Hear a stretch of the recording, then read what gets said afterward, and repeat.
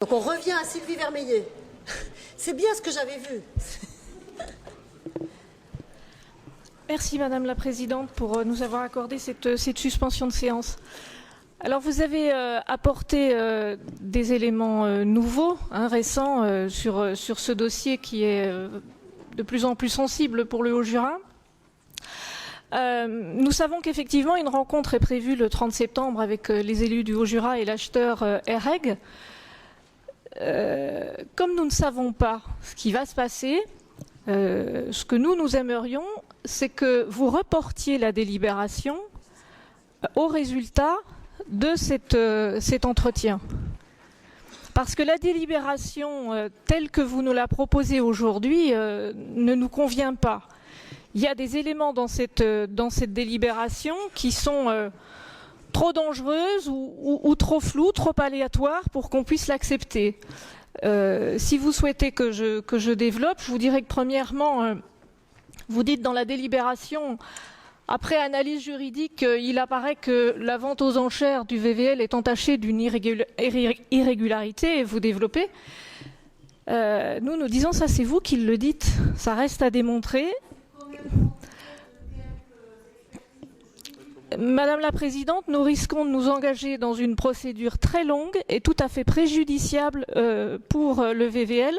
Et vous savez autant que nous que le temps presse sur cette infrastructure.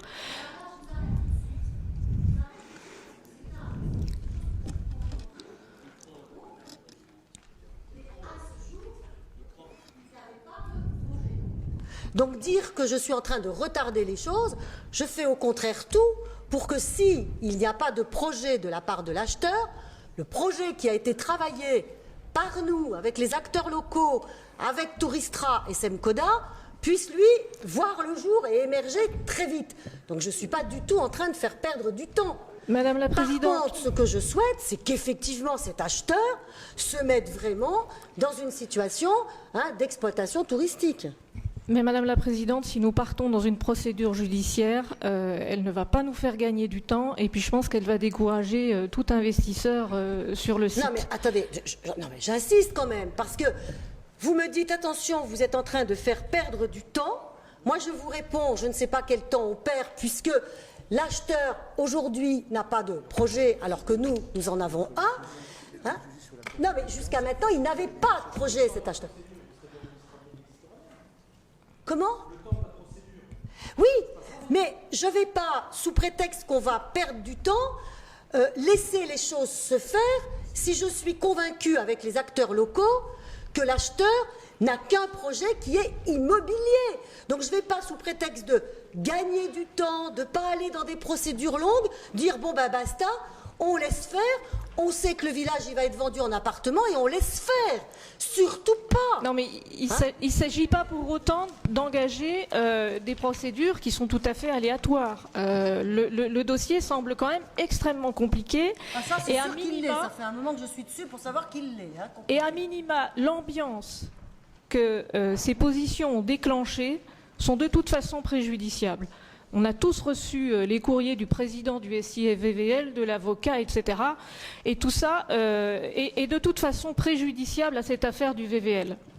Ensuite, la délibération que vous proposez, elle ne revêt toujours pas l'engagement des partenaires concernés. Il n'y a pas d'engagement réel des collectivités autour et les négociations, elles doivent avoir lieu également. Enfin, dans l'hypothèse d'une acquisition amiable, alors on ne sait pas très bien avec qui du coup, parce que vous avez l'air de dire que EREG n'est pas le propriétaire, mais aujourd'hui c'est quand même lui le propriétaire.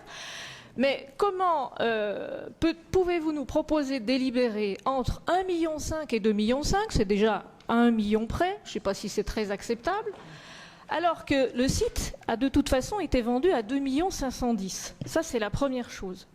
Ensuite, je vous réponds tout de suite, puisque c'est compliqué. Je vous réponds tout de suite là-dessus. Je vous réponds tout de suite.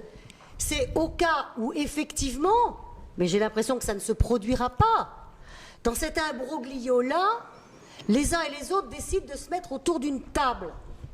Et qu'il y ait autour de la table le SIVVL, l'acheteur et la région. Oui, mais ça et que l'acheteur, effectivement, se dise, dans ces conditions-là, je me retire. C'est dans ce cas, il faut Mais- tout prévoir. Oui, il faut tout prévoir. Mais ça semble bien parti. En tout cas, l'ambiance sur le projet fait qu'on peut largement en douter. En tout état de cause, même si ça c'est possible, comment vous pouvez imaginer, alors que l'estimation des domaines sur le site est à 5,08 millions, comment vous pouvez imaginer proposer entre 1,5 million et 2,5 millions? Vous savez bien qu'il y a une marge autour d'une estimation des domaines, et ça, c'est loin d'être acceptable. Donc ça va être, à mon avis, dans tous les cas, même si, effectivement, ça dépend. Mais ça fait beaucoup de ça dépend. Alors, puisqu'il y a beaucoup d'incertitudes et que le dossier nous paraît hasardeux, puisqu'il y a l'opportunité de cette nouvelle discussion entre les acteurs du Haut-Jura et REG, ne pouvez-vous pas différer cette délibération, voire évidemment nous en proposer une autre, parce qu'en l'état, elle ne nous convient pas, et voilà ce qu'on a de plus constructif à vous proposer, Madame la Présidente. Moi, je le regarde.